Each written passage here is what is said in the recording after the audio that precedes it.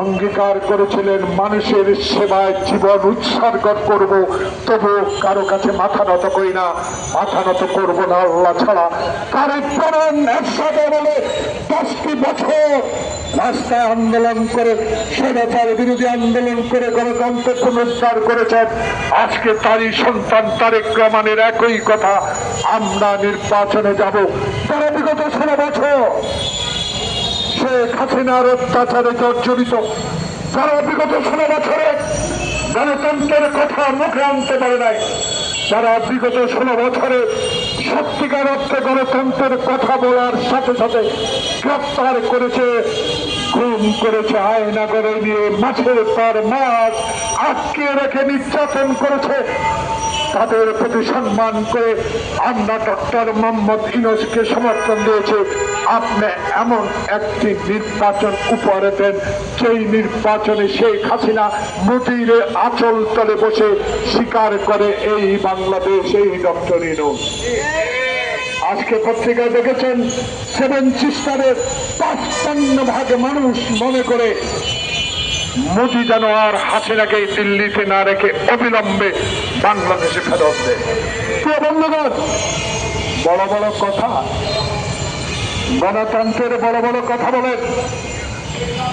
অনেকে বলেন দিল্লির মতো, অনেকে বলেন পিন্ডির মতো, অনেকে বলেন তুরস্কের আদলে দল করবেন। যে আদলেই দল করেন না কেন, আমাদের কোনো বাধা নেই। কারণ দলীয় গণতন্ত্রের প্রবক্তা শহীদ প্রেসিডেন্ট জিয়াউর রহমান, আমার নেতা তারেক রহমানও তাই বলেছে, দল করেন, দলে আসেন, জনগণের কাছে যান, খেদমত করেন, দেশের বিরুদ্ধে ষড়যন্ত্রের কাছে মাথা নত না করে এই সরকারকে সহায়তা করেন। তাই কিসের ইঙ্গিত, কিসের তালবাহানা? বিএনপি রাস্তার দল না, রাস্তার আন্দোলনের দল। অতএব বিএনপিকে টপকিয়ে আপনারা জাতীয় নির্বাচনের আগে ইউনিয়ন পরিষদের মেম্বারি ভোট করবেন, বাংলার বুকে তো হতে দেওয়া হবে না। আন্ডার এস্টিমেট করেন না বিএনপিকে। বিএনপি ধৈর্যের বাদ ভাগে নাই। বুকে হাত দিয়ে বলতে পারি, 16 বছর জঙ্গলে ঘুমিয়েছি, 16 বছর হাঁটু পানিতে দাঁড়িয়ে রাত কাটিয়েছি পুলিশের ভয়ে। গ্রেপ্তার এড়াবার জন্য এক জেলা থেকে আরেক জেলায় রিক্সা চালিয়েছি।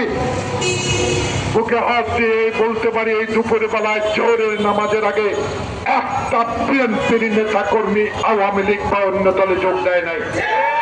তাই আমাদের আত্মবিশ্বাস, বিএনপি মানুষের দল।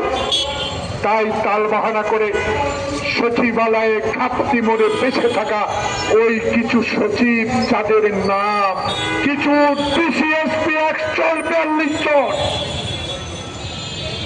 ডিসিএসপি 142 জন, মুন্সিগঞ্জের সে আব্দুল সালাম আপনার বন্ধু, আপনার বয়সে বড় হতে পারে, মুক্তিযোদ্ধা জাহাঙ্গীর ভাই, উপদেষ্টা স্বরাষ্ট্রমন্ত্রী, এখনো কেন 142 জন